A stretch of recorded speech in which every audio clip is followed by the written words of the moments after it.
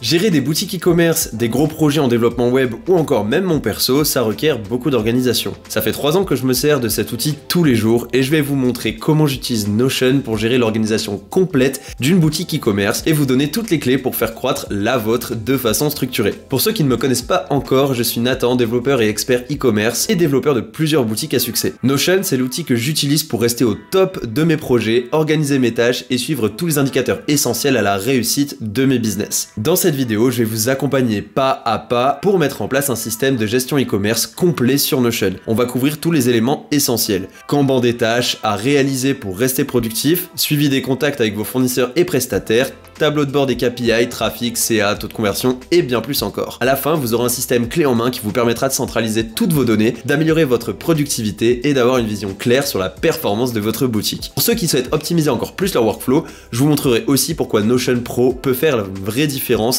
avec l'accès aux graphiques, aux automatisations, un espace collaboratif et bien d'autres fonctionnalités. Le lien pour télécharger la template Notion que je ferai tout au long de cette vidéo est en description, alors n'hésitez pas à la suivre tout en appliquant chaque étape en parallèle. On a du boulot, alors préparez-vous à construire un système d'organisation qui va vraiment changer la donne pour votre e-commerce. On attaque tout de suite. Dans un premier temps, tout simplement se rendre sur leur site afin de pouvoir obtenir Notion et créer un compte gratuitement. Vous pouvez le faire directement via un email Google comme ici. En 2 clics, vous avez accès à un espace gratuit. Vous pouvez mettre que vous l'utilisez par exemple pour un usage personnel, vous continuez, site ou blog, en l'occurrence pour nous en tout cas c'est ce qui nous concerne, liste des tâches, suivi de mes habitudes s'il faut, et continuer. Dès qu'on arrive sur Notion, on a déjà des pages qui ont été construites, comme vous pouvez le voir juste ici. Liste de tâches hebdomadaires, suivi des habitudes, site web personnel, etc. en fonction de ce que vous avez renseigné juste avant. Elles sont pas nécessaires pour cette vidéo, et ce ne sont pas elles qui vont faire que votre boutique sera bien organisée et que vos tâches, vous pourrez les faire de manière productive. Donc vous pouvez tout supprimer. Pour ça, vous cliquez à chaque fois sur les 3 petits points juste ici, puis déplacez dans la corbeille. Sur Notion, vous retrouverez un système de recherche très efficace, que vous avez juste ici, avec des raccourcis, par exemple CTRL-K, vous permettant de rechercher dans l'entièreté de toutes les pages que vous avez créées.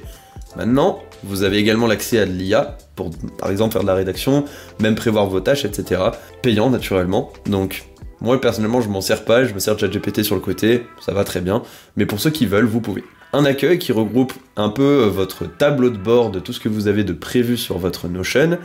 Une boîte de réception si tant est par exemple que vous travaillez avec des gens qui peuvent vous taguer ou même mettre des rappels pour des événements importants. Vos pages, qu'elles soient privées ou publiques, ou du moins partagées. Un calendrier, puisque vous avez également la possibilité de télécharger Notion Calendar disponible sur donc Mac, Windows, iOS et Android, vous permettant à la fois de connecter vos tâches de Notion avec votre Google Calendar, ou vos Google Calendar, vous pouvez en associer plusieurs. Ça vous permet en une fraction de seconde d'avoir un calendrier que je vous montrerai un petit peu plus tard dans la vidéo, par exemple pour mon expérience personnelle. Ensuite, vous avez accès aux paramètres généraux de votre boutique, des modèles si tant est que vous souhaitiez en utiliser par rapport à ce que vous souhaitez faire, ce qui est super pratique pour démarrer en tout cas avec quelque chose de plus ou moins clé en main, la corbeille pour retrouver ce que vous avez supprimé juste avant, et ensuite une fenêtre d'aide si vous en avez besoin, avec tous les raccourcis clavier, et il y en a pas mal. Vous pouvez y aller, hein. Et c'est quand même très sympa de pouvoir manier ces raccourcis pour aller bien plus vite dans l'édition et la création de vos pages. Pour revenir à Notion, maintenant que vous avez fait un peu le tour de ce qui est proposé dans votre sidebar, on va créer notre toute première page. Donc on clique ici, on va lui donner un titre. Pour ma part, je l'appelle en général tableau de bord, et je me crée un tableau de bord par projet. Donc là ici, ce serait par exemple tableau de bord, ma boutique. Point. Au-dessus de chaque titre, vous pouvez associer une icône, une image de couverture et ajouter un commentaire. Les commentaires, c'est plus comme je le disais juste avant, pour des espaces d'équipe, où vous laissez des notes à vous-même. Ici, en l'occurrence, tableau de bord, on peut très bien mettre tableau comme ceci, hop, et vous pouvez ajouter des icônes. Vous avez soit les icônes, soit les emojis, comme vous avez vu. Mais vous pouvez aussi ajouter des images personnalisées, comme par exemple le logo de votre boutique. Comme ça, au moins, vous êtes sûr et certain sur le côté d'avoir le logo qui s'affiche ici, qui vous permettra de vous repérer très facilement dans votre espace. Soit, une fois fait, vous appuyez n'importe où dans cet espace, et comme vous voyez, écrivez quelque chose, appuyez sur la touche espace pour l'IA, ou sur la touche slash pour les commandes. Vous pouvez aussi, juste avant de commencer à créer des blocs, aller dans les paramètres qu'on a juste là. Vous pouvez partager votre page, également la publier comme un site internet pour que les gens puissent y accéder également et donc la partager forcément à certaines personnes. Petit aparté, en version gratuite, vous pouvez inviter, en partage comme ici, jusqu'à 10 personnes à travers toutes les pages que vous allez pouvoir créer sur votre Notion. C'est une des limitations du coup en version gratuite, Mais 10 personnes, ça vous permet quand même dans les débuts de votre business d'accéder à pas mal de fonctionnalités sans même avoir besoin de prendre l'abonnement de Notion. Petite aussi particularité, ne pas faire un espace d'équipe en version gratuite. Parce que si vous en faites un, vous n'avez accès qu'à 1000 blocs au maximum sur cet espace d'équipe. Passé ce délai, vous serez obligé de payer l'abonnement. Un bloc, qu'est-ce que c'est? C'est tout simplement chaque élément qui apparaît avec ces 6 petits points sur le côté. Donc là, ça peut être un bloc texte, comme ici, mais si j'appuie sur slash, je vais avoir les différents types de blocs. Donc là, comme vous voyez, on peut en avoir vraiment beaucoup. Sauf que ça va très vite d'arriver à 1000 blocs. Donc ne faites pas d'espace d'équipe si vous comptez travailler seul ou jusqu'à 10 personnes. Gardez juste une page mère, comme ici, tableau de bord ma boutique, dans laquelle vous allez inviter les personnes avec qui vous travaillez ici, jusqu'à 10 personnes, et leur donner accès à toutes les pages enfants. Parenthèse fermée. Au niveau des paramètres, ensuite ici, vous retrouverez l'intégralité des commentaires. Ici, les dernières modifications, qu'elles viennent de votre part ou des personnes que vous avez invitées à modifier votre page, de sorte à pouvoir justement voir ce qui se passe un petit peu. La mettre en favori, ce qui vous permettra d'avoir justement vos favoris au-dessus de vos pages privées, juste à cet endroit-là, en sachant que voilà, vous pouvez intervertir un petit peu votre sidebar. Et en tout dernier, vous aurez ici les paramètres de la page en question. On va retrouver 3 types de typographie, le texte de petite taille, pleine largeur ou non, suggérer des modifications, ça c'est Notion qui s'en occupe et c'est avec l'IA. Verrouiller la page, si tant est que vous souhaitez partager cette page à certaines personnes mais qu'ils ne puissent pas la modifier, vous pouvez la verrouiller. Table des matières, ça c'est si tant est que vous fassiez des titres, donc parmi les blocs, vous avez titre 1, 2, 3, et admettons j'en fais un ici, puis un autre titre 1, et que je ferme cette barre là, vous avez les titres qui apparaissent juste ici. Ça vous permet aussi de vous retrouver dans un très long document, comme par exemple lorsque vous rédigez des articles de blog. Ensuite, personnaliser la page, vous pouvez afficher ça, il y a vraiment beaucoup de paramètres, je ne vais pas tous les voir en détail. Donc là, vous pouvez personnaliser par exemple la discussion en haut de page, dans la partie des commentaires, les liens entrant vers celle-ci au clic par exemple, et commentaires de la page, vous pouvez mettre par défaut au minimal. Bon, là en l'occurrence je vais mettre minimal parce qu'on va pas vraiment s'en servir. Convertir en wiki, c'est si jamais par exemple vous voulez vous servir de cette page comme une base de données pour votre business. Ça peut être super intéressant si par exemple vous faites un SaaS ou un projet de développement web où vous voulez renseigner justement dans le code, admettons, comment on se sert de telle ou telle fonction, telle ou telle fonctionnalité. C'est très pratique pour tous. Ensuite copier le lien, dupliquer la page, la déplacer dans un autre espace, corbeille, annuler au niveau de la dernière modification, historique des versions, afficher les pages supprimées, afficher les données, c'est du coup toutes les interactions qu'il y a eu avec cette page et également des diverses personnes. Les notifications, vous pouvez les mettre du coup tous les commentaires ou juste les réponses et les mentions de votre part. Vous pouvez importer des éléments dans cette page, l'exporter à la fois en Markdown et CSV, donc des formats spécifiques. L'un est pour le code stylisé, le texte pardon stylisé, et CSV pour le format Excel par exemple, PDF tout le monde connaît, et HTML comme une page web. Ensuite, vous avez le fait d'ouvrir dans l'application Windows directement, puisque vous pouvez télécharger Notion en application Windows également, ce qui est très pratique et je le fais moi-même, et vous pouvez connecter Notion à énormément d'applications.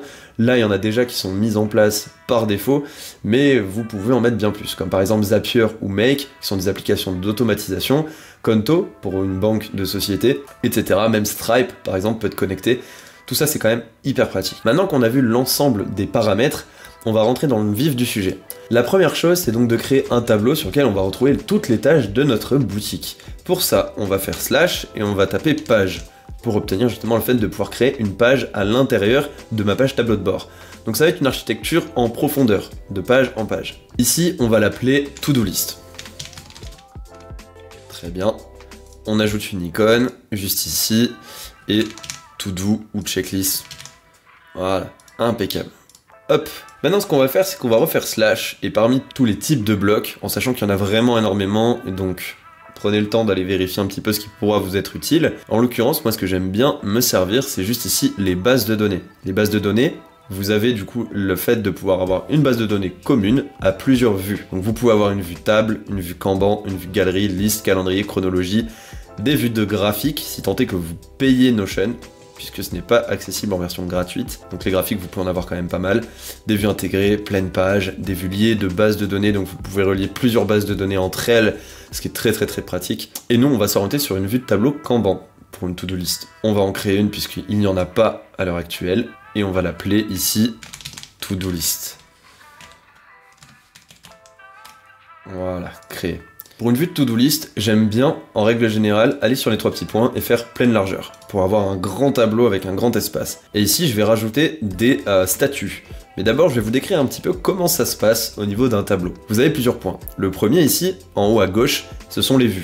Donc là, sur cette même base de données, je peux avoir une vue en tableau Kanban, mais je peux très bien avoir une vue en liste, par exemple, ou encore en chronologie, si tant est qu'il y ait des dates sur mes éléments, ce qui n'est pas le cas, donc aucun élément n'apparaît ici. Et comme vous voyez, vous pouvez vraiment, d'une simple base de données, l'afficher de plusieurs manières. Et vu que vous pouvez sur chacune filtrer et trier, vous pouvez afficher des éléments particuliers suivant les vues, ou également des éléments particuliers à certaines personnes, ce qui est très pratique quand vous voulez vous répartir des tâches. Donc vous pourriez par exemple affilier ici les tâches à quelqu'un en particulier. Admettons ici, bon, je suis tout seul, donc je vais vous montrer pour ma part, mais je pourrais très bien faire un tableau Kanban, me renommer ici donc, Nathan, et ensuite je vais aller ici dans Filtrer, Assignation, et uniquement moi. Et donc toutes les tâches qui me sont attribuées apparaîtront ici. C'est super pratique. Donc si je reviens sur ma vue tableau Kanban où là il n'y a pas de filtre et c'est les tâches de tout le monde, je vais retrouver ici des cartes. Déjà dans un premier temps le nom de ma base de données ici, que je peux cacher ou non. Mais très pratique de donner un nom tout simplement pour pouvoir retrouver cette base de données facilement à travers les autres pages. Je vous invite à donner des noms uniques et en règle générale bien renseignés. Ensuite ici vous avez donc le fait que ce soit groupé du fait que ce soit un tableau Kanban par état. Là ici vous avez 3 statuts, pas commencé, en cours, terminé. Pour pouvoir en rajouter, les éditer ou même changer la nomination de ceux-ci, on va se retrouver par là. Donc je vais continuer à éluder sur les divers paramètres qu'on retrouve là. Donc filtrer, vous pouvez faire beaucoup de filtres, vous pouvez mêler des filtres entre eux et aller vraiment vers un filtrage très avancé. Trier, exactement la même chose, vous pouvez trier, du coup comme vous voyez, vous pouvez trier suivant toutes les propriétés que comportent les cartes ici. Rechercher, vous pouvez rechercher dans la base de données n'importe quel élément et le mettre en pleine page. Et ensuite vous avez 3 petits points ici. 3 petits points, vous allez donc vous retrouver avec les paramètres de la vue sur laquelle vous vous trouvez. Donc ici, si je change et que je vais sur liste, les 3 petits points seront par rapport à la liste. Vu que j'ai pas donné de nom, on a juste le nom de liste ici. Mais si je donne un nom, ma liste, et que j'appuie sur entrée, hop, on a bien ma liste ici. Et si je vais là, j'ai bien Nathan. Suivant le type de vue que vous avez choisi, donc ici Kanban ou liste, vous ne retrouverez pas les mêmes paramètres. Ici dans disposition, vous avez du coup la totalité des types de vues que vous pouvez avoir. Donc, par exemple sur Kanban, on peut afficher le titre, l'aperçu des cartes, on pourrait mettre par exemple l'image de couverture ou le contenu à l'intérieur des cartes, ce qui peut être très pratique. La taille des cartes, vous pouvez également la choisir. Renvoyer la ligne pour toutes les propriétés, grouper par, comme vous le voyez, état, ce qui nous permet d'avoir des cartes directement groupées suivant les colonnes.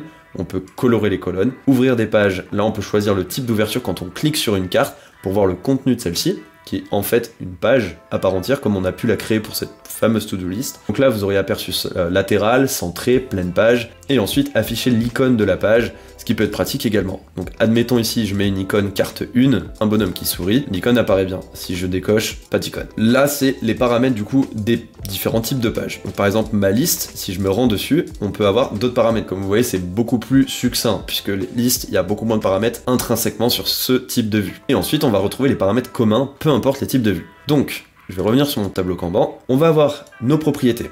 Les propriétés, ce sont les divers attributs qu'on va pouvoir donner aux cartes, en sachant que là aussi, il y a encore plein de types. Et je vais vous les montrer par la suite. Ici, par défaut, quand on crée un tableau Kanban, on va avoir les propriétés nom, puisqu'il y a toujours une propriété nom qui n'est pas supprimable. Ensuite, une propriété assignation qui a été ajoutée par Notion par défaut, qui est supprimable. Une propriété état, une propriété date. Sur chacun, on peut retrouver des paramètres. En l'occurrence, titre, rien, mais on peut changer l'icône à sa guise. Assignation, on peut avoir ça. Donc type, on peut changer, mettre autre chose que personne. Là, en l'occurrence, on est sur... Voilà un petit peu tous les types qu'on pourrait retrouver. On a tout ça. Donc comme vous voyez, ça fait une bonne dose. Et on peut très bien demander des choses par IA directement à Notion. Pour les personnes, on peut mettre une limite, donc une personne ou aucune limite. Valeur par défaut, on peut très bien mettre la personne qui a créé la carte, donc ici, ou aucune valeur. Et renvoyer la ligne dans cette vue si tant est que le nom, par exemple, est très long pour la personne en question. On peut le masquer dans cette vue, dupliquer la propriété pour s'en servir pour une autre nouvelle propriété, pour des fois aller plus vite, au lieu de refaire toute la personnalisation, et la supprimer. État, on va retrouver cette propriété-là avec 2 types d'affichage, case à cocher, donc là ici, en l'occurrence, oui ou non, par exemple, ou alors sélectionner. Et donc sélectionner, on aurait affaire en cours et terminé. On peut, par step, donc le fait d'avoir affaire en cours ou terminé, rajouter des steps. Donc là, par exemple, pas commencer, non disponible, ou encore à faire plus tard. Ensuite, sur chacune, on peut changer la couleur, on peut l'utiliser par défaut, on peut même changer les groupes ici. Donc là, par exemple, non disponible, tout ça on peut mettre en rouge, Pas commencé, c'est va falloir le faire. En cours, ici on peut ajouter par exemple review, si vous bossez à plusieurs, c'est important que vous puissiez du coup faire en sorte d'avoir des feedbacks de la part de certaines personnes. Donc là on commence à être sympa, et puis terminer, tout simplement. En règle générale, c'est le genre de tableau que je fais moi pour mes projets, ça permet quand même d'avoir pas mal de choses, sauf peut-être non disponibles. Voilà. Non. Supprimer les pages. Ok, non disponible pas. On va l'enlever directement en propriété, état, non disponible, et supprimer. Voilà. Donc là, à ce moment-là, les tâches à faire plus tard, non prioritaires, les pas commencés, en cours, review et terminé. Maintenant, on va s'intéresser aux diverses propriétés, sans parler de ce qu'on retrouve ici, puisque filtrer, trier, c'est ce qu'on a là, grouper, c'est ce qu'on avait juste ici, mais au final, on le retrouve également là et on peut changer. On peut très bien grouper par assignation ou par date. Typiquement par assignation, sans assignation, tout le monde, mais si je me mets en assignation ici, voilà, on va avoir sans assignation et boutique test. C'est un exemple. Donc vous pouvez vraiment utiliser le fait de grouper de manière très efficace. Vous pouvez aussi par exemple grouper par date comme vous l'avez vu, donc par mois, ça peut être sympa, ou par semaine. Ensuite vous choisissez l'ordre, vous pouvez très bien définir un ordre comme celui-ci, peu importe. Là c'est histoire de vous montrer qu'on peut colorer les colonnes encore une fois. Ok, maintenant on va avoir des sous-groupes, on peut proposer des sous-groupes, et donc là je pourrais très bien trier cette fois-ci par assignation, et comme vous voyez dans pas commencer, les tâches vont se répartir par sous-groupe. Ce qui est génial. C'est au niveau organisation, on peut rarement faire mieux en tout cas. Puis automatisation, ça c'est une partie qui est disponible en règle générale à compter de l'instant où on paye. Là, sur cette boutique là, je ne paye pas.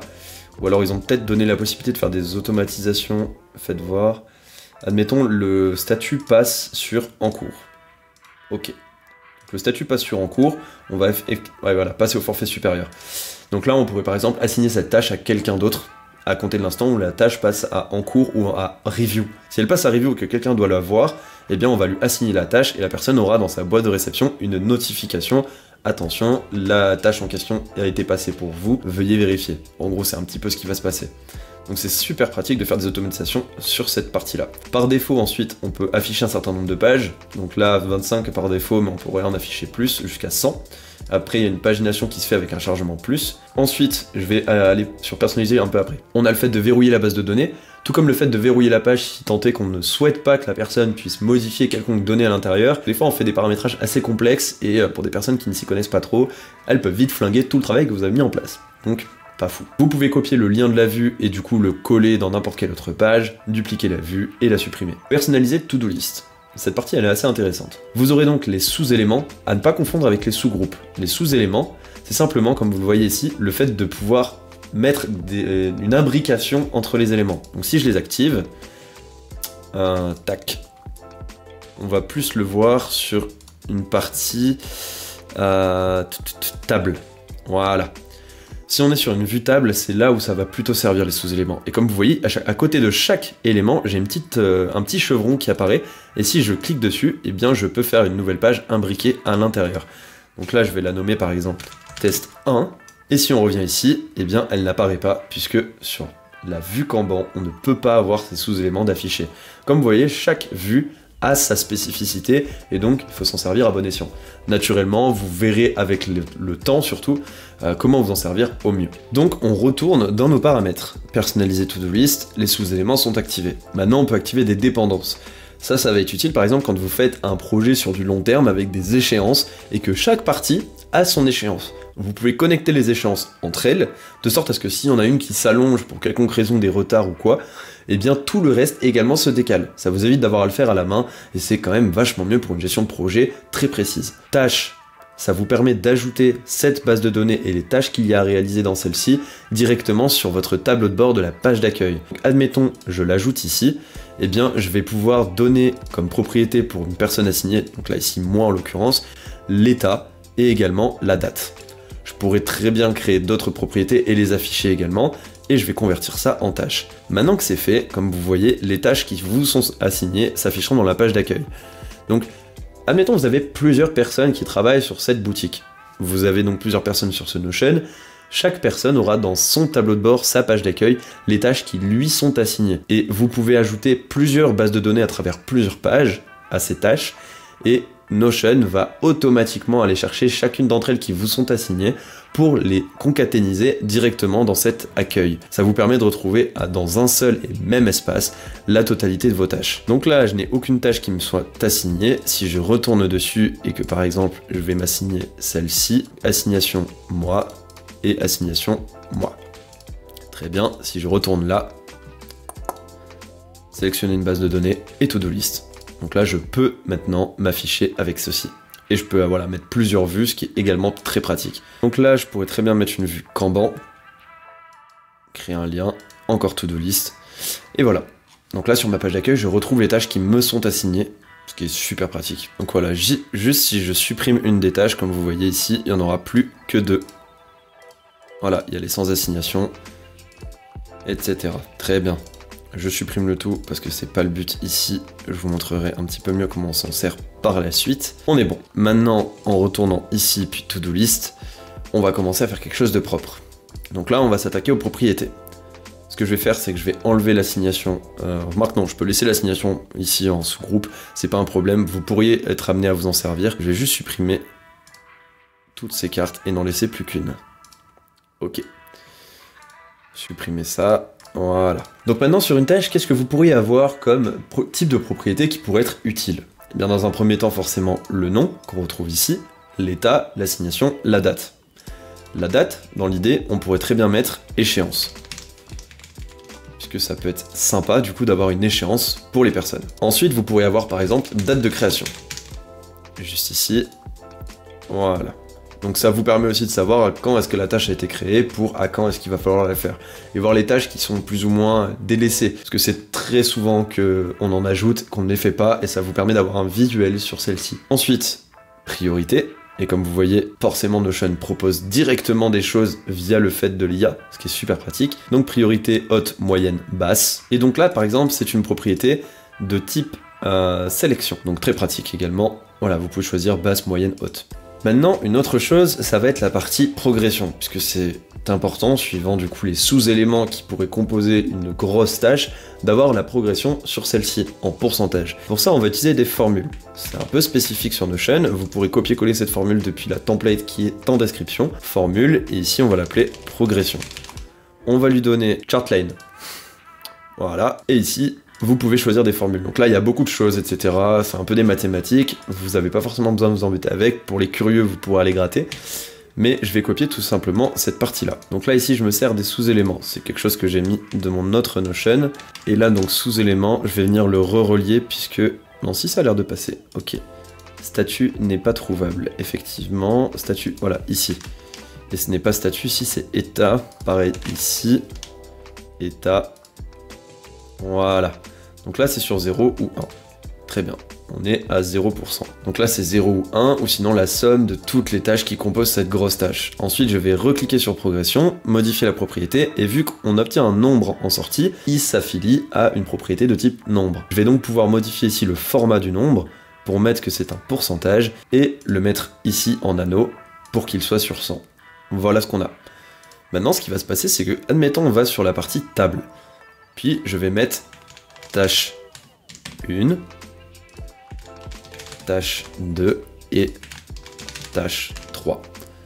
Je vais mettre l'état ici puisque c'est plus sensé pour nous d'avoir cette partie-là à cet endroit. Et je vais mettre ici terminé et terminé. Et voilà.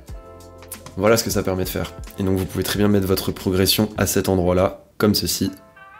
Et ça vous permet d'avoir quelque chose quand même de super sympa, en sachant que voilà, vous aurez très certainement des tâches à découper. C'est comme ça qu'on fonctionne, en tout cas dans l'entrepreneuriat. Vous prenez une grosse tâche, vous la découpez en plus petit, plus petit, plus petit, plus petit. Et ça vous permet en fait d'avoir une petite sécrétion de dopamine à chaque fois que vous en accomplissez une, ce qui est super important à maintenir à travers tout un projet, surtout sur de la longue haleine. Ok, maintenant que ça a été fait, ça peut aussi être intéressant des fois de voir combien de temps vous mettez à faire une tâche. Donc, on va retourner ici, on va mettre nombre, et là très simple, il faudra l'enseigner à la mano à chaque fois. Malheureusement, il n'y a pas de compteur ou de timer à l'intérieur de Notion, pas encore. Donc, vous faites simplement comme ça et temps, hop, et vous pouvez changer avec une petite horloge.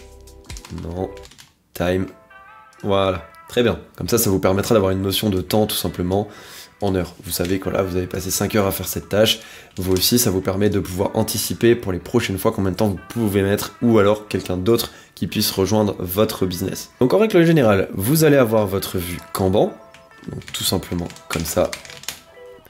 Votre vue table, qui est assez pratique pour du coup avoir les sous-éléments et les diverses sous-tâches. Ma liste, on ne l'a pas. Et vous aurez après des vues concernant chaque personne qui travaillerait avec vous potentiellement. Voici ce qu'on a, et ça vous permet, comme vous voyez, vous pouvez transiter la carte directement dans les diverses colonnes. Ça vous permet d'avoir quand même quelque chose d'ultra fluide pour la gestion de vos diverses tâches et tout ce que vous avez à faire. Maintenant ici, vous aimeriez peut-être avoir un sum-up, un petit résumé des diverses propriétés, en sachant par exemple, pour des ordres de priorité ou des échéances, les avoir ici, c'est vraiment important. Ici, on est sur le tableau Kanban.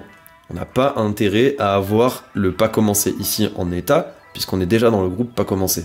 Donc on va dans propriétés ici, et on va faire glisser dans les propriétés affichées, état aux propriétés masquées. L'assignation, on peut la laisser, même si on a fait un sous-groupe déjà pour l'assignation. Donc même chose, on sait très bien que c'est pour boutique test. On va ensuite donc mettre priorité, on va pouvoir mettre échéance, et on va pouvoir mettre progression. Priorité et échéance n'étant pas remplis pour cette tâche-là, si je les remplis ici, échéance par exemple je vais mettre pour ce samedi, et priorité je vais mettre moyenne. Et ça va vous permettre du coup d'avoir vos tâches comme ça. Maintenant vous pourriez avoir envie de trier du coup par ordre de priorité. On va tout simplement aller ici, priorité, et voilà.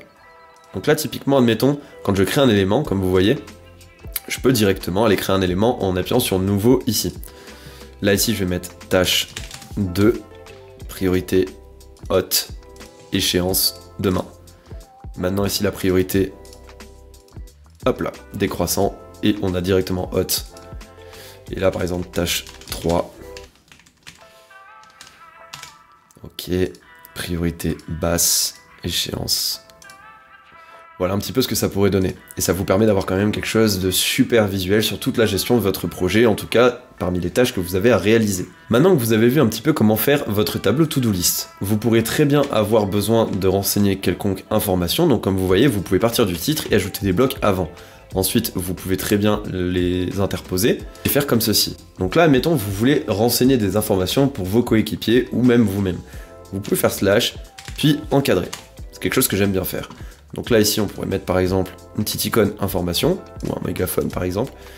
Vous allez mettre information importante, puis vous allez cliquer à la ligne, et vous pouvez refaire un slash, et mettre par exemple une liste à puces. Information 1, information 2, information 3. Pour certains, petite astuce, en sachant que c'est pas du tout donné dans Notion de manière générale, lorsque vous allez à la ligne en dessous, vous pouvez très bien du coup amener des éléments à l'intérieur d'un encadré, mais vous pouvez également amener des éléments sur les côtés comme ça. Donc vous pouvez créer des colonnes, ce qui est super pratique également. Voilà, hop, hop, pour concaténiser un petit peu les informations entre elles, en sachant que sur mobile, puisque vous pouvez accéder à ces pages-là également sur mobile, vous avez d'abord cette colonne qui s'affichera, puis celle-ci, toujours de gauche à droite. Mais vous pourriez avoir envie de faire ces colonnes à l'intérieur d'un encadré. Et donc là, il y a une astuce qui est un petit peu méconnue, et Notion d'ailleurs ne la propose pas en règle générale. Vous allez tout simplement à la ligne ici, donc avec un paramètre simple, juste un paramètre de texte. Faites slash, puis faites tableau. Et c'est pas table, c'est bien une vue tableau, juste un tableau dans la page. Vous l'ajoutez, ensuite vous allez de nouveau à la ligne ici, et vous rajoutez un autre tableau. Ok, vous avez les deux. Eh bien, les tableaux sont les seules propriétés à pouvoir se mettre côte à côte dans un encadré. Une fois que vous l'avez fait, vous rajoutez encore ici un élément que vous venez glisser au-dessus ici, puis un autre que vous venez glisser au-dessus ici. Et là, mon information 1 et mon information 2. Et ça vous permet tout simplement, hop, d'avoir du coup deux colonnes. Super pratique, non ? Pour ceux qui ne l'auraient pas encore vu, j'ai créé un guide complet pour créer une boutique Shopify de A à Z qui dure environ 4 heures où je détaille un maximum les informations. Pour ce guide, j'ai fait une page Notion justement détaillée en utilisant exactement ce que je viens de vous montrer ici pour avoir ces deux colonnes dans l'encadré que j'ai fait juste ici. Comme vous voyez, c'est super pratique et Notion vous permet d'avoir quelque chose de très visuel et esthétique. Parenthèse fermée sur cette utilisation. Maintenant qu'on a notre Kanban, on pourrait très bien mettre ceci comme cela en review, voilà. Ça vous permettra d'avoir quelque chose de très cohérent au niveau de l'affichage. Maintenant, à l'intérieur de ces tâches, vous pourriez avoir des types de tâches. Par exemple, une résolution de problème, une tâche un peu plus sur le long terme, ou quelque chose de très spécifique, admettons du service client, un développement web, ou peu importe, que sais-je. Et sur chacune des tâches, vous avez une typologie de questions à vous poser en amont ou de ressources à obtenir, quelque chose qui revient, de récurrent. Vous allez donc pouvoir, ici, au lieu de cliquer sur Nouveau, cliquer sur la petite flèche, et on va avoir des modèles. Les modèles, c'est super important. Je m'en sers par exemple, moi, pour ma création de contenu. Je vous le montrerai juste après. On aura ici donc Nouveau modèle. Et sur celui-ci, on va pouvoir créer par exemple développement. Peu importe. On va donc ici mettre un encadré. Et on va avoir information importante. Ensuite, on va créer un autre encadré. On va l'appeler ressources. Ressources, ça pourrait être ça par exemple. Et ensuite, encadrer directive, admettons. Et donc là, à chaque fois, je peux préparer un petit peu le coche en mettant une liste à puces. Ok, et directive, hop. Voilà ce qu'on a. Ensuite, quand on revient ici, on va donc avoir notre modèle vide, qui est celui par défaut, et on va pouvoir avoir un modèle ici, qu'on va utiliser. Donc là, ça pourrait être le modèle par défaut, peu importe.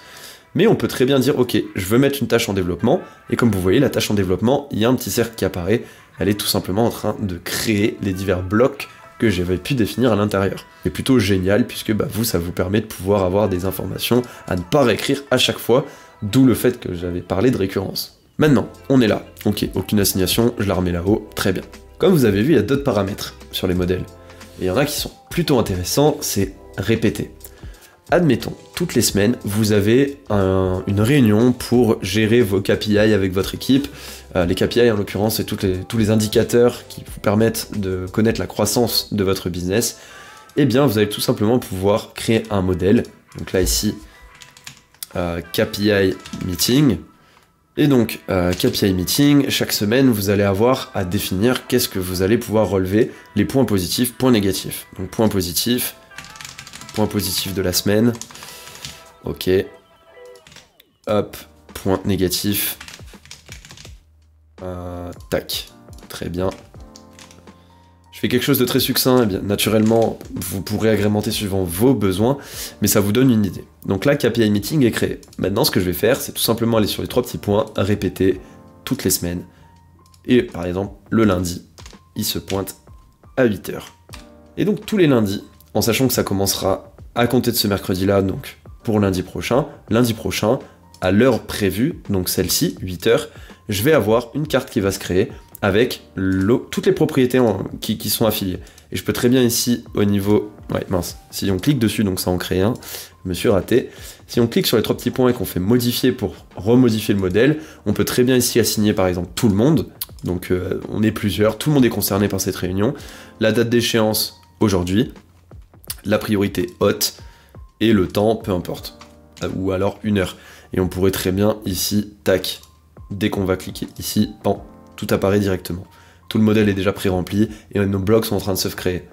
Donc c'est super pratique le modèle, il faut vraiment s'en servir, en tout cas si vous avez des choses récurrentes, et c'est le cas dans tous les business, ça s'appelle processer au niveau de tout ce que vous avez à faire, de sorte à pouvoir automatiser les choses et rentrer un petit peu moins dans l'opérationnel, réduire ce temps d'opérationnel pour faire plus de la stratégie et de l'amélioration de vos business. Un exemple concret pour ma création de contenu, ici je suis sur un tableau concernant les analyses de boutique. Donc les analyses de boutique, j'ai mis plusieurs propriétés, comme par exemple les noms de domaine de celle-ci, le statut de la vidéo, à quelle date je la publie, calendrier de publication qui est relié, donc ça je vous montrerai par la suite comment faire la liaison entre 2 bases de données, et ici les réseaux sociaux des boutiques concernées. Ce qui se passe, c'est que j'ai créé un modèle d'audit, et si je clique du coup sur modifier, vous allez voir à l'intérieur, donc là j'ai énormément de propriétés puisque c'est des tableaux qui sont reliés, et à l'intérieur je vais avoir donc le hook par exemple dans la vidéo, le transcript, description du post, description YouTube, description LinkedIn, point positif de la boutique, et tout ce qu'on peut avoir à améliorer sur celle-ci. Ce sont des choses qui reviennent à chaque vidéo, donc c'est un gain de temps considérable de pouvoir partir de ce modèle déjà fait, où je n'ai qu'à remplir les diverses informations pour aller beaucoup plus vite en fait dans ma création. Et donc me concentrer surtout sur l'essentiel de la valeur dont je peux apporter, puisque refaire la template à chaque fois, c'est une perte de temps, très clairement. Pour les tâches, on est donc pas trop mal. Maintenant, ce qu'on va passer, c'est un tableau de contacts, puisque vous pouvez, au fur et à mesure que votre business avance, obtenir des contacts de toutes parts, que ce soit par exemple vos fournisseurs, des prestataires externes, ou même les membres de votre équipe. C'est important de pouvoir concilier toutes les informations de chaque personne, rien que déjà pour vous rappeler qui c'est, ce qu'elle fait, ses diverses coordonnées, et même peut-être mettre une note sur la personne, histoire de retenir un petit peu le contact que vous avez pu avoir avec celle-ci. Donc on revient sur notre tableau de bord, et on va créer cette fois-ci une autre page qu'on va appeler contact. On va mettre une petite icône avec des personnes. Hop là. Et on est pas mal. Donc si je reviens sur tableau de bord, j'ai ça. Ici, je vais simplement prendre ça, venir là, donc au bout de la ligne, comme vous voyez, un petit trait bleu qui apparaît, pour y mettre en colonne. Ça me permet d'avoir un tableau de bord quand même un petit peu mieux. Et ici, de ce que vous allez pouvoir voir, maintenant que j'ai plusieurs pages sous tableau de bord, si je déplie, eh bien j'ai des pages aussi ici. Et je vais avoir mon tableau, je peux déplier jusqu'à que. Comme vous voyez, c'est une arborescence qui se crée au fur et à mesure. Et avec les années, mon Dieu, moi le mien, c'est la zone. Donc vous pouvez, grâce à la recherche, retrouver l'entièreté de vos pages. Donc là par exemple, si je tape contact, je vais retrouver pas mal d'informations, même la date de création, modifiez-le, donc là tout est à l'instant forcément. Mais si je mets par exemple to-do list, eh bien je vais retrouver ça il y a 34 minutes et avoir un aperçu de ce que j'ai pu avoir. Toutes les tâches, etc. reliées à la to-do list. Comme vous voyez, c'est très efficace et très rapide surtout. Donc très pratique. Admettons, je suis pas sur Notion. Je fais CTRL-SHIFT-K et j'ai cette fenêtre qui apparaît. Vous êtes sur Chrome, en train de travailler, ou sur votre boutique Shopify en train de personnaliser des choses, et vous avez l'idée d'une personnalisation, de quoi que ce soit à faire pour la suite. Eh bien, vous allez pouvoir retrouver ici To-Do List, et aller chercher ce que vous avez. Donc là, vous avez vu un petit peu mon Notion, il y en a de partout, ça pourrait ne jamais s'arrêter. En tout cas, cette fonctionnalité vous permet du coup de garder toujours la main sur Notion, peu importe ce que vous êtes en train de faire, et où vous vous trouvez sur n'importe quel outil. On va sur notre tableau de contact. Ici, on va faire un tableau, et cette fois-ci une vue table. On va créer une nouvelle table, on va l'appeler contact. Donc en règle générale, j'aime bien rappeler le nom de la page dans le nom de la base de données. On peut supprimer étiquette, puisque c'est fourni par défaut. Comme vous voyez cette fois-ci, vu que j'ai choisi une vue table, les propriétés affichées ne sont absolument pas les mêmes. Il n'y a pas de propriété état, pas de propriété date, puisque ça ne s'y prête pas. Les coordonnées de la personne. On va donc cliquer ici sur le plus, on va aller chercher tel. Non, il n'a pas pris. Bon, ouais, c'est parce qu'il fallait mettre l'accent. Je vais juste mettre tel, ça suffira. Ok. Maintenant, je vais mettre email. Ok. Je pourrais très bien mettre texte pour adresse, si jamais. Et mettre un pin. Voilà. Sur celle-ci, typiquement, on pourrait faire renvoyer la ligne dans cette colonne, ce qui revient à ça, admettons. Voilà, vous le voyez, à chaque fois ça renvoie la ligne, ou alors, directement, on décoche. Ça évite que le tableau s'agrandisse verticalement. Et lorsque vous cliquez dessus, vous aurez la totalité de la case qui apparaît. Ensuite, URL et par exemple site internet. Donc là, on peut mettre internet comme ça, hop là. Ensuite, activité. Donc là, on va prendre une sélection. Et on pourrait mettre même une sélection multiple, puisque certaines personnes ont plusieurs activités. Donc sélection multiple, activité. Et admettons que vous avez par exemple votre fournisseur qui est également votre transporteur. Ça arrive rarement, mais c'est pour vous illustrer la chose. Puis vous allez avoir par exemple marketing, parce que vous travaillez avec un prestataire, et il vous fait également votre SEO et Google Ads. Ça vous permettra voilà, de pouvoir avoir ces diverses propriétés, et par la suite de créer des tables, si vous voulez, suivant ces propriétés-là, pour pouvoir filtrer.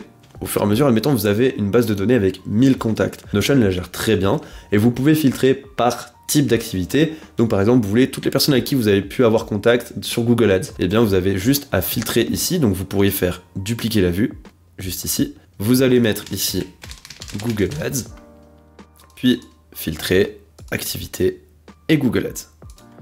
Et seules les personnes avec Google Ads apparaîtront. C'est super pratique. Ensuite, quelque chose que j'aime bien mettre, c'est la date de dernier contact, tout simplement déjà pour se rappeler de la chose. Date d'anniversaire aussi, comme vous voyez, Notion propose des bonnes choses. Si vous la connaissez, c'est toujours sympa, surtout dans le business de manière générale, de rappeler la date d'anniversaire de quelqu'un et lui souhaiter. Ça fait toujours son bon effet. Et là ici, dernier contact.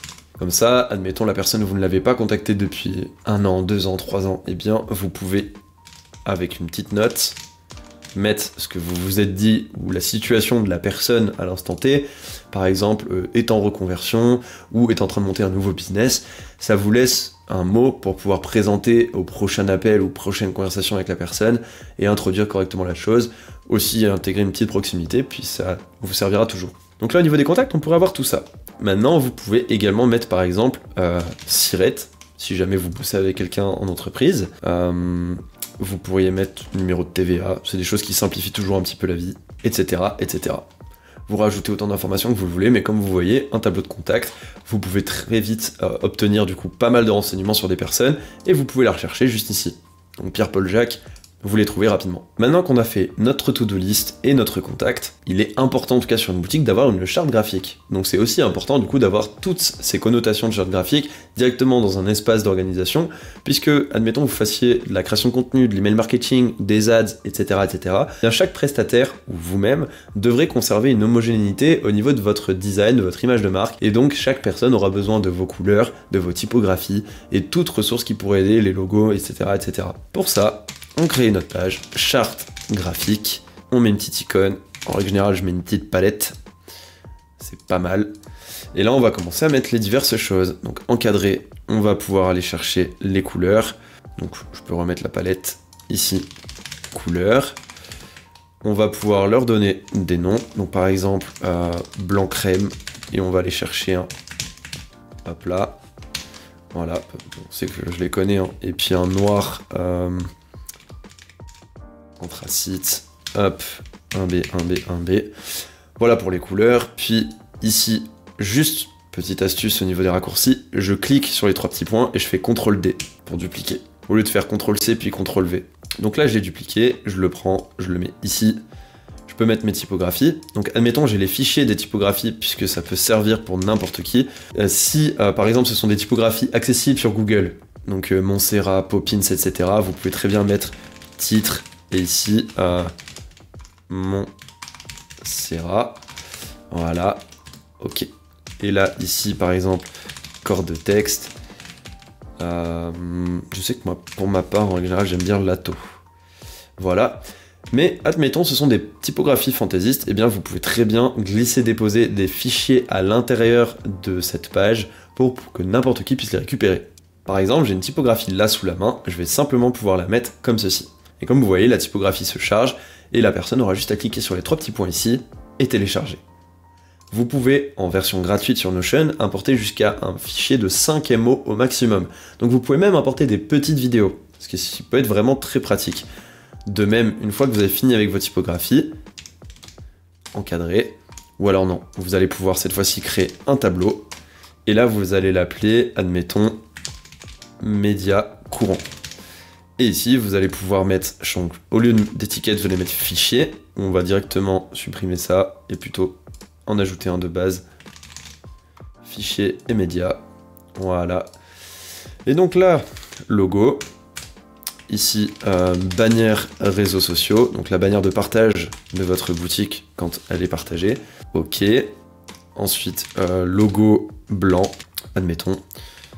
Favicon, etc. Et vous aurez juste à prendre votre logo, donc par exemple le logo de la boutique que j'avais pu faire pour la vidéo précédente de création de boutique de A à Z, je le glisse, je le pose, et voilà, il est ici. Et n'importe quelle personne pourra encore une fois juste cliquer ici, télécharger, et c'est terminé. Et ça vous évite aussi de stocker de manière complètement chaotique l'intégralité de tous vos médias principaux. Donc là, toute personne qui a accès à cette page pourra télécharger, obtenir les couleurs, etc. Et vous mettez autant d'informations que possible. Ça vous permettra de pouvoir avoir une efficacité bien plus accrue en tout cas que ce que vous auriez pu avoir sans cet outil pour n'importe quelle collaboration avec des prestataires externes qui auraient besoin de ces informations. Donc maintenant qu'on l'a faite, on va par exemple pouvoir la mettre juste ici. Et en dernier, puisque c'est important de pouvoir traquer les progressions de vos statistiques, comme un jeu vidéo, hein, finalement, ce qu'on aime en règle générale dans les jeux vidéo, c'est la progression, l'augmentation des niveaux, des statistiques, etc. Et donc tous les jeux sont programmés de sorte à ce qu'on puisse les voir. C'est important pour vous aussi de pouvoir le faire. Sur Shopify, vous avez plein de possibilités pour faire des rapports, mais là ici vous pourriez centraliser, au moins par exemple par semaine ou par mois, les diverses statistiques dans des tableaux, et avec la version du coup premium de Notion, les afficher en graphique. Bien sûr, la version gratuite suffira déjà juste pour avoir une évolution au niveau des tableaux, ça vous donne la tendance. Donc, on recrée une page qu'on va appeler KPIs. Là, ici, on va mettre graph. Voilà. Ou peut-être plutôt l'autre. Voilà, très bien. On va créer un tableau. Voilà. On va le mettre... on pourrait le mettre en vue Kanban. Et je vais vous montrer en vue Kanban et en vue table, ce qui sera très pratique. Donc, on a les deux, je supprime tout ça. Ici, on va ajouter juste un élément, et on va mettre directement nos propriétés. Donc là, la propriété, c'est que je vais mettre aujourd'hui. Donc comme vous voyez, quand on fait arrobase aussi, j'ai oublié de le mentionner depuis le début de la vidéo, arrobase vous permet de taguer des dates, des personnes, ou alors des liens vers d'autres pages. Et quand vous taguez des dates, vous pouvez cliquer sur celle-ci, et vous obtenez ces paramètres-là. Donc vous pouvez vous mettre des rappels, d'où le fait que vous puissiez avoir dans votre boîte de réception des rappels pour certains événements. Ensuite, vous pouvez mettre des dates de fin, enfin inclure l'heure et mettre une date de fin. Ce qui vous permet de, par exemple, dire, ok, aujourd'hui de 18h à 20h, admettons. Et ça s'affiche comme ceci. Ensuite, vous pouvez choisir le format relatif, donc comme ceci, ou par exemple jour, mois, année. Le fuseau horaire, si tant est que vous n'habitez pas en France, ça peut être très pratique. Et effacer la date si jamais vous n'en avez pas besoin. On peut laisser tel quel, et ce qu'on va faire ici, c'est tout simplement mettre date. Ok. Là, ici, on va mettre la date du jour. Ensuite, on va créer les KPIs du coup au fur et à mesure. Donc, on va avoir dans un premier temps taux de conversion. Et on va pouvoir mettre ça en pourcentage.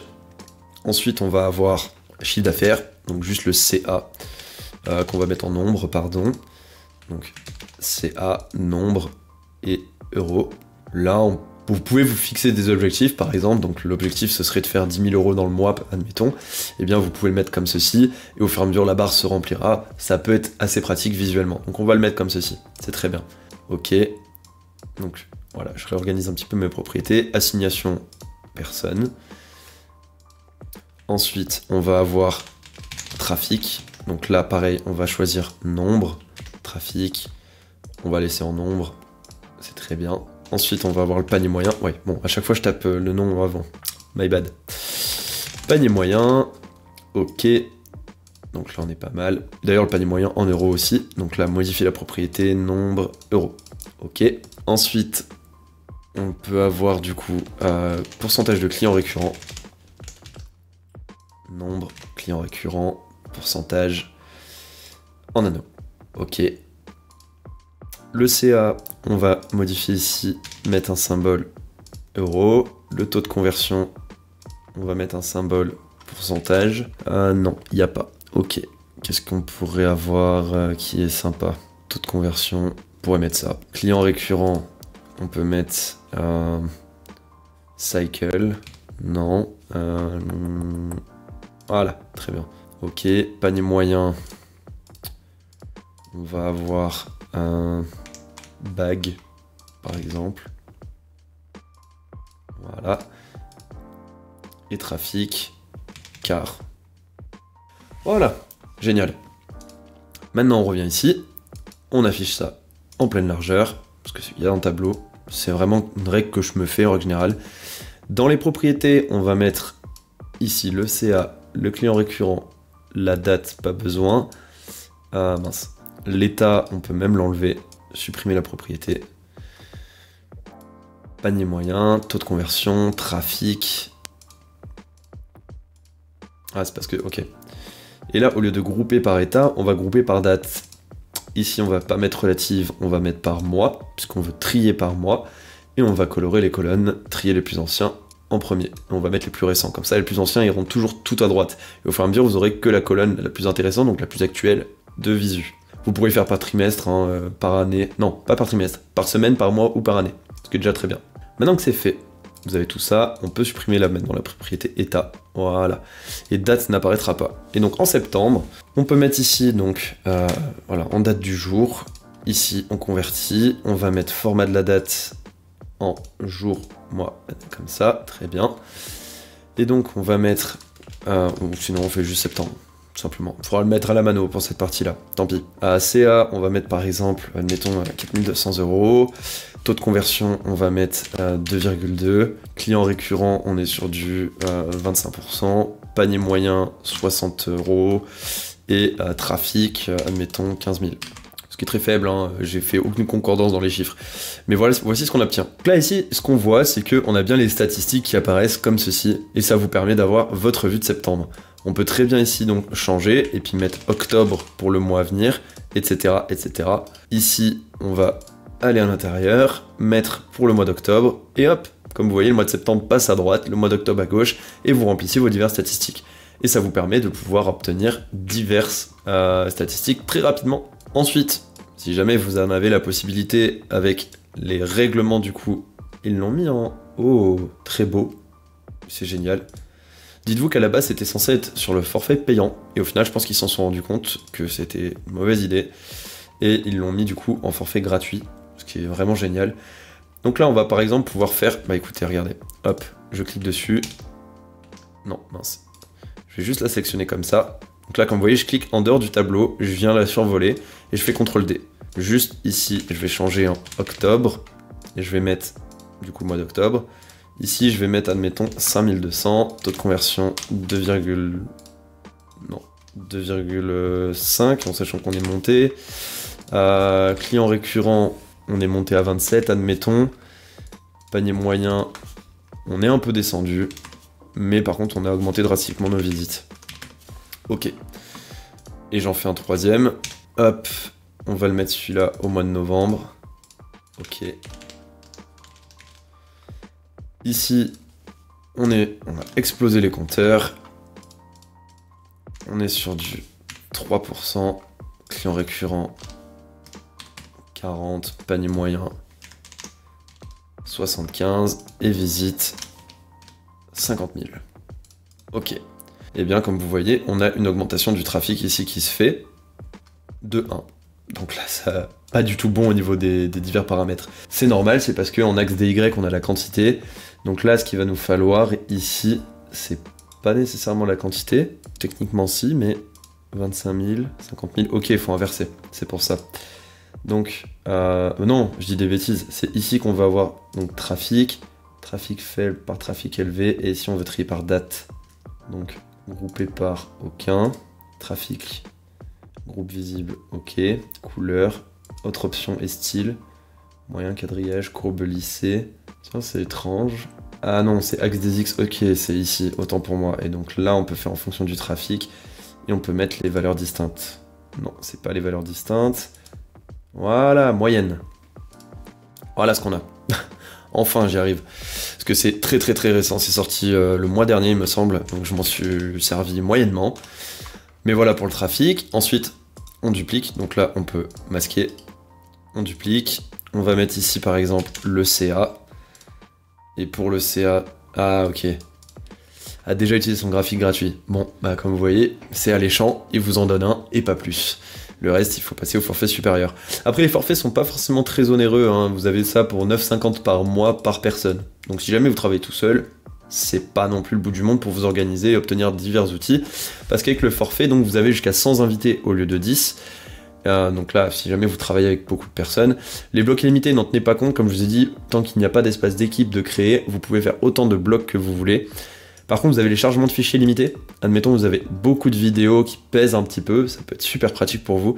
Et les graphiques illimités également pour suivre du coup toutes vos statistiques qui peuvent être hyper pratiques. Et 30 jours d'historique sur les pages, ça aussi, ça vous évite de faire des bêtises. Voilà un petit peu au niveau du suivi de vos KPI. Donc ça, c'est une notion qui est super importante. Donc là, dans le principe, disons que j'ai fait les parties les plus importantes, en tout cas, de votre e-commerce dans les premiers temps. Naturellement, après, vous pourrez faire des tableaux pour traquer vos ads et du coup, centraliser également vos KPIs à cet endroit-là, pour la création de contenu, pour l'acquisition en référencement, votre gestion du coup du SEO avec le netlinking, etc., etc. Je reviens juste un petit instant du coup sur notre Notion qu'on a pu mettre en place ensemble pour vous parler de la partie calendrier. En l'occurrence, si vous allez dessus, c'est un nouvel outil de Notion où vous pouvez continuer donc avec Google. Sur celui-ci, donc, vous allez en fait connecter votre compte Google et donc Google Agenda directement à votre Notion. Je vais vous montrer comment est-ce qu'on peut s'en servir le plus efficacement possible. Donc là, vous sélectionnez toutes les autorisations, vous continuez et vous arrivez dans Notion Calendar. En sachant, comme Notion, que vous avez une intégration iOS, Android, Windows et Mac.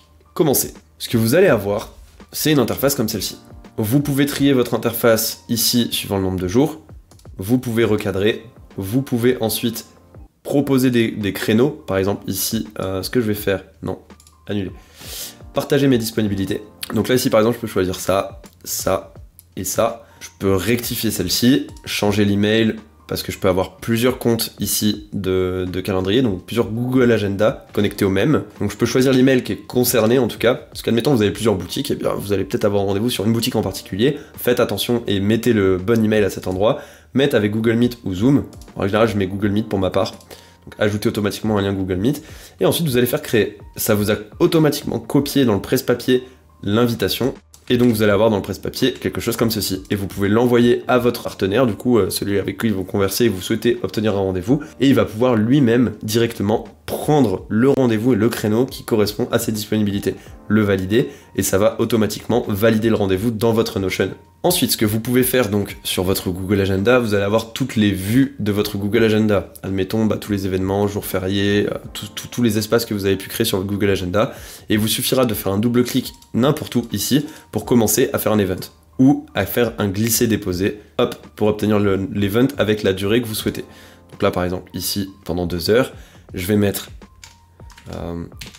événement, ok. Je peux choisir le jour entier, le fuseau horaire et la récurrence. Donc là, par exemple, toute la journée, donc il va se placer en haut. Donc voilà, forcément, du coup, le fuseau horaire, la récurrence, je la choisis.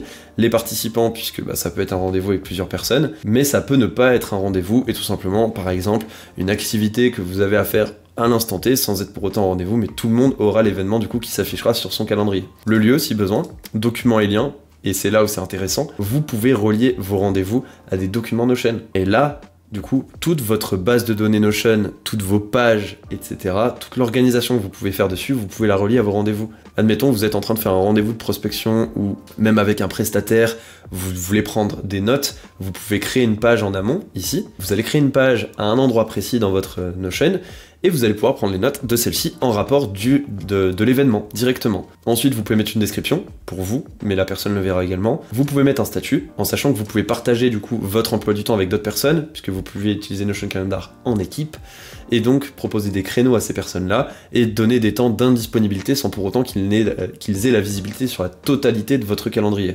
Bien sûr, Notion Calendar, c'est également une usine à gaz. Je vous laisserai aller fouiller dans ses paramètres si vous souhaitez l'obtenir et l'utiliser à ses fonctionnalités les plus poussées. Vous pouvez mettre un rappel, donc également sur votre téléphone, ce qui est assez pratique pour éviter d'oublier quoi que ce soit. Donc voilà, visibilité par défaut, public ou privé. Et si vous mettez privé, eh bien la personne à qui vous avez partagé votre emploi du temps verra juste non disponible ou occupé. Ok, et maintenant vous pouvez connecter une base de données Notion.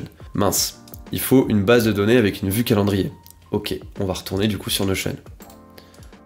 Donc Notion, ok, voilà, télécharger l'application de bureau, je l'ai déjà sur mon Notion à moi, donc on va pas prendre la peine de le faire à cet endroit, mais admettons to-do list, j'ai une notion de calendrier dessus, et donc je vais aller sur plus, calendrier, et comme vous voyez, les tâches que j'ai programmées tout à l'heure, eh bien, je vais avoir le calendrier qui apparaît ici, par rapport aux échéances. Là, en l'occurrence, c'est pas forcément ce qui nous intéresse de faire ça par échéance, donc ce qu'on va faire, c'est qu'on va tout simplement mettre date, voilà, on va mettre une propriété date ici qui est apparue là-haut, voilà.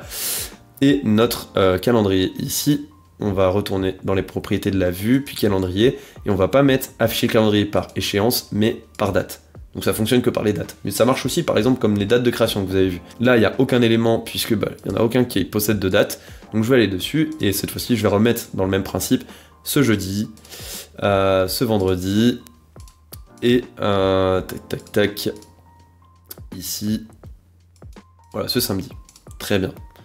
Maintenant, comme vous avez vu ici, c'est la seule vue qui le propose avec chronologie. Vous avez ouvrir dans Notion Calendar. Donc si on revient ici, là, maintenant qu'on a une vue avec une base de données, CTRL-R pour recharger la page, elle apparaît, comme par magie. Je clique dessus, et sur celle-ci, tâche 1, tâche 2, tâche 3, tâche, parce que je les ai associés comme ça. Maintenant, ce qu'on peut faire, c'est prendre la propriété. Donc moi, ce que j'aime bien faire en règle générale, vu que je peux pas non plus prévoir toutes mes journées en avance comme je le souhaite, eh bien je mets la liste de tout ce que j'ai à faire en haut, qui est relié du coup à mon Notion, ou à mes rendez-vous, etc. Donc tous les rendez-vous sont déjà plaqués sur mon calendrier, mais j'ai des tâches qui vont s'interposer, des prestations, du développement web ou autre. Eh bien je les mets tout en haut, donc par exemple je pourrais avoir ça comme ça, et au fur et à mesure de la journée, je vais dire ok, bah là j'ai un espace pour le faire, je vais aller ici, je vais la placer, mince, je vais aller ici, voilà, glisser, déposer, et je vais l'étirer parce qu'elle aura pris 4 heures. Voilà. Si je reviens ici, ma tâche, donc c'est ma tâche normale, hop, automatiquement ça l'a modifié et ça a rajouté les heures. Donc en fait, comme vous voyez, vous pouvez créer un écosystème super complet, à la fois pour votre agenda, tout ce que vous avez à réaliser, et donc dans votre to-do list, vous pouvez très bien du coup mettre le nombre d'heures ici, de cette tâche-là. Et du coup, c'est super pratique parce que ça vous permet d'obtenir une organisation béton à travers l'ensemble de vos business. Puisque là, comme vous avez vu, j'ai fait un tableau de bord pour ma boutique. Mais vous pouvez très bien créer une nouvelle page. Donc là, ici, on crée une nouvelle et un nouveau tableau de bord pour une autre boutique ou un autre business, quel qu'il soit. Et à travers Notion, vous pouvez obtenir au fur et à mesure un écosystème faramineux qui vous permet d'avoir une organisation aux petits oignons, exactement comme on aime. Une comme l'autre, si jamais vous avez d'autres idées d'agrémentation ou quelconque question vis-à-vis de Notion sur des intégrations potentielles ou une manière de faire des choses, n'hésitez pas à le mettre en commentaire. Je me ferai un plaisir d'aller voir chacune d'entre elles et qui sait peut-être faire une V2 de cette vidéo. Voici ici donc l'exemple que j'ai pu réaliser pour un board, donc un tableau de bord pour devenir développeur front-end sur Shopify. Comme vous voyez ici, c'est le début avec les petites instructions de comment est-ce qu'on se sert de ce tableau. Vous avez quelque chose avec où on en est au niveau de notre espérance de vie. Ça peut être pratique pour certains qui ont besoin de se bouger un petit peu. La météo à l'endroit, donc là, c'est plein de plugins. Je vais vous montrer juste après comment les intégrer sur votre Notion à vous et où aller les chercher. Ici, vous avez l'heure. Ensuite, ici, vous avez des objectifs, donc vous mettez des objectifs principaux et dans chacun des objectifs, vous avez pas mal de choses, donc des instructions pour mettre vos objectifs, des tâches par priorité, répartition sur un calendrier que vous pouvez retrouver par la suite sur Notion Calendar, mais j'y viens. Puis les priorités, donc là c'est des choses toutes bêtes, hein, j'ai vraiment mis des choses bateau. Ensuite, la to-do list du jour que vous retrouverez, trier à partir des to-do list que vous avez ici, donc tout est connecté entre eux. Là c'est un peu plus technique, je ne vais pas rentrer dans le détail sur comment le faire, mais vous pouvez vous en servir. Donc to-do list terminé, calendrier principal, donc vous pouvez aussi afficher vos tâches par date. En descendant, planning du jour, donc là notre meilleur focus, voilà tout ce qu'on a à faire. Quelque chose, c'est une petite intégration de Pomodoro qui vous permet, une fois votre prénom rentré, ici par exemple, hop là, ok, ouais, faut s'inscrire. Non, skip and go to dashboard, parfait. Minimal, on va mettre juste ça, c'est histoire de vous montrer. Voilà, vous pouvez accéder à un Pomodoro, ce qui est plutôt très cool. Mettre Spotify aussi dessus si jamais vous en avez besoin. Ok, save, tac, keep crushing. Je me rappelle plus. Ok, c'est là. Donc vous allez sur cette petite lampe et vous pouvez faire un focus, short break, long break, etc. Vous définissez le temps vous-même et vous commencez à lancer le Pomodoro. Ça vous permet de rester productif. Pour certains, ils en ont énormément besoin. En tout cas, moi, c'est pas mon cas. Pour ma part, j'arrive à bosser plusieurs heures en gardant la même productivité. Mais je sais qu'il y en a qui ont des troubles de l'attention et c'est pas une tare. Faut juste savoir le domestiquer, et ça fait partie des outils qui permettent de pouvoir le faire facilement. Donc je reprends, planning journalier, voilà des charges mentales, planificateur de la journée, là vous avez toutes vos tâches, et donc aujourd'hui, encore une fois, pan, voilà, tout ce que vous avez, vous pouvez y aller, hein. Enfin, il est très complet.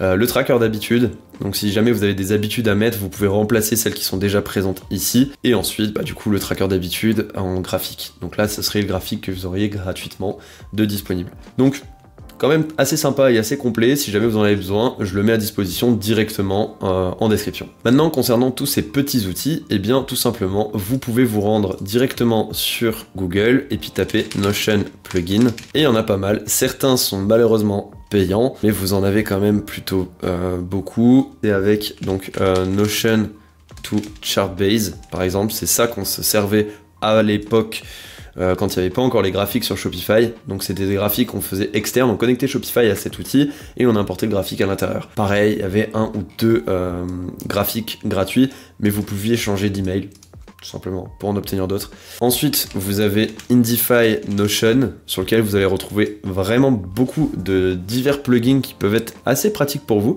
Par exemple, la météo, comme j'ai pu vous la mentionner juste avant, le live progress bar que j'avais pu mettre, des countdowns, si jamais par exemple vous avez des événements où vous vous dites ok, j'ai 3 mois pour faire cette tâche absolument, c'est un objectif principal, et bien vous pouvez définir la date ici et importer l'outil directement dans Notion. Pour l'importer, c'est très simple, à compter de l'instant où cet outil là vous fournira l'URL de ce plugin, vous prenez l'URL, vous venez ici et tout simplement, mince, j'ai verrouillé la table. Voilà, vous faites juste un copier-coller. Et en fait, ça va vous proposer du coup, donc admettons l'original. Voilà, je veux copier l'URL ici comme si j'étais sur l'original. Et pour l'intégrer, je reviens là, je vais faire CTRL-V et il va me proposer 4 choses. Soit mention, ça d'ailleurs c'est très pratique pour relayer plein d'outils. Je vous montrerai ça juste après comment moi je m'en sers. Aperçu visuel du lien, intégration ou URL. URL, ça va rester tel quel. Aperçu visuel du lien, je vous montre après. Intégration, voilà ce que ça fait. Ça vient intégrer l'outil directement. Donc c'est ce qu'on veut hein, finalement pour ce type en tout cas de choses. Si je fais mention, je vais obtenir quelque chose comme ça assez restreint où Notion va directement aller récupérer le titre de la page, son favicon, donc la petite icône dans l'onglet du navigateur, et va me faire un aperçu de la page que je vais moi-même pouvoir aller scroller comme vous voyez. Voilà, je peux aller dessus, c'est assez sympa. Et l'aperçu du lien, vous avez quelque chose comme ça. Et s'il y a une image de couverture, voilà ce que ça peut donner. Donc vous avez un peu plus de détails. Ce qui est sympa aussi dans divers cas, par exemple quand vous voulez faire une bibliothèque de divers sites intéressants. Maintenant, moi, comment je m'en sers de ça? Eh bien, pour ma part, je m'en sers de cette manière. J'ai fait une table, du coup, avec une vue galerie, et dans cette vue galerie, pour chacun, en tout cas, j'ai fait des filtres. Donc c'est cette même galerie qui se répercute à chaque fois à l'intérieur de chacune des cartes. Si je vais sur Learning, j'ai la galerie globale, Database Business, qui est juste ici, mais j'ai un filtre dessus, où je vais avoir en utilité Learning. Les colonnes, j'ai mis le nom de la chose en question, la description, les liens, l'utilité et le à faire ou pas. Mais je vais retrouver ça pour les outils, pour de l'admin, tutoriel Figma, Photoshop, tutoriel de code, etc., etc. Et au fur et à mesure que je trouve des outils, typiquement dans Database Business, ou quand je suis d'ailleurs sur les réseaux sociaux, quels qu'ils soient, je vais partager quand j'ai des informations intéressantes, parce que au lieu de scroller bêtement sans retenir quoi que ce soit, j'essaie, et je vous le conseille, de regarder un maximum de choses qui pourront vous être utiles, et quand j'en ai, eh bien je partage ces diverses choses directement dans cette URL de Database Business, puisque quand vous aurez Notion sur votre mobile, vous pourrez partager des liens et des pages directement sur Notion à des endroits précis. Et donc quand je le partage, voici tout ce que j'ai à trier, parce que j'en ai quand même pas mal, des choses que j'ai vues dernièrement, et puis une fois dans le trimestre, je me cale un moment pour pouvoir trier correctement dans cette database tout ce que j'ai pu relier des divers réseaux sociaux que j'ai pu avoir. Et donc admettons par exemple, voilà ce que je peux avoir, et le lien YouTube directement. Et en fait, tout ça, Notion s'en occupe automatiquement quand on partage depuis les réseaux sociaux. Donc c'est super pratique, voilà, je m'en sers en Database Business, comme vous voyez ici. Il y a plein d'autres utilités. Je vais vous montrer quelque chose, typiquement des choses toutes bêtes, mais j'aime bien manger. Donc là, ce que j'ai fait, c'est tout simplement mes courses. Donc j'ai fait un tableau recette, dans lequel ensuite j'ai fait un tableau courses, qui est relié au tableau recette, et un tableau produit. Donc là, j'ai tous les produits qui peuvent être consommés, tous reliés à des recettes. Donc pour relier deux tables entre elles, je vais en profiter, vous cherchez la propriété relation. Et ici vous allez donc pouvoir relier les diverses tables que vous avez d'ores et déjà faites. D'où le fait, ce que je vous disais, de donner des noms uniques à ces tables, c'est que quand vous faites des relations, si vous mettez les mêmes noms de tables de données à travers diverses pages, eh bien vous aurez les mêmes noms qui vont apparaître et vous pourrez vous référer uniquement au fil d'Ariane. Sauf que comme vous voyez, le fil d'Ariane, des fois quand il est trop long, il y a juste ça qui apparaît. Donc au final, vous n'aurez pas forcément énormément d'informations et ça, vous allez vite vous perdre. Donc mettez des noms à rallonge s'il faut pour être sûr et certain d'être précis. Et donc là, par exemple, je peux relier ma table produit à elle-même, ça n'a pas d'intérêt, mais admettons, je veux la relier aux courses, typiquement. Eh bien, je vais pouvoir également l'afficher dans course. Donc ça va être comme montrer ici un tableau à double sens. Je vais pas le faire ici, mais je vais juste mettre comme ça, ajouter une relation, ok. Là donc, je vais pouvoir relier les courses en question, donc celle-ci, celle-ci, celle-ci, et je vais pouvoir ensuite faire agrégation. Donc ça c'est notre propriété, ok, ici. Cette propriété, elle marche qu'avec les relations mises en place dans le tableau. Donc là ici, courses ou recettes, et ensuite je vais pouvoir afficher uniquement des propriétés en particulier, comme par exemple les produits à l'intérieur. Et donc là, dans les recettes, j'ai déjà fait une relation vers le tableau des produits. Donc chaque recette a son nombre de produits. Si on va par exemple sur Wrap, Elfie, peu importe, eh bien on va avoir tout ça. On va avoir dedans galette de wrap, œuf, mozza, concombre, avocat, etc. Ici, je vais avoir la vidéo TikTok que j'ai pu voir justement pour cette recette en question. Et le produit, c'est tout simplement une relation. Donc en fait, à chaque fois, j'ajoute du tableau de produit. Donc là, par exemple, poulet, je pense qu'il doit y être. Voilà, poulet, je l'ajoute, hop, il sera dedans. Et il sera relié à toutes les recettes qui utilisent du poulet. Et bien ici, j'ai tout simplement fait une agrégation sur la propriété produit du tableau recette. Naturellement, c'est un petit peu complexe tout ce que je vous explique ici, mais bon, faut bien commencer quelque part. Ce que j'ai fait aujourd'hui, c'est une vidéo un peu plus orientée débutant sur Notion, mais ça vous permettra au moins d'avoir les prémices de cet outil. Comme vous avez vu, c'est une usine à gaz et vous pouvez aller très très loin. Si jamais vous avez des idées, en sachant que vous pouvez avoir des difficultés à faire votre propre board, n'hésitez pas à le mettre en commentaire. Ça sera, comme j'avais dit précédemment, l'occasion de faire une V2 et abonnez-vous pour ne pas manquer cette V2 surtout et toute autre vidéo concernant à la fois le business, l'organisation, motivation et surtout Shopify. Merci d'avoir suivi cet accompagnement sur Notion avec moi. C'était Nathan Rutili. Je vous souhaite une excellente journée ou soirée et à la prochaine. Ciao!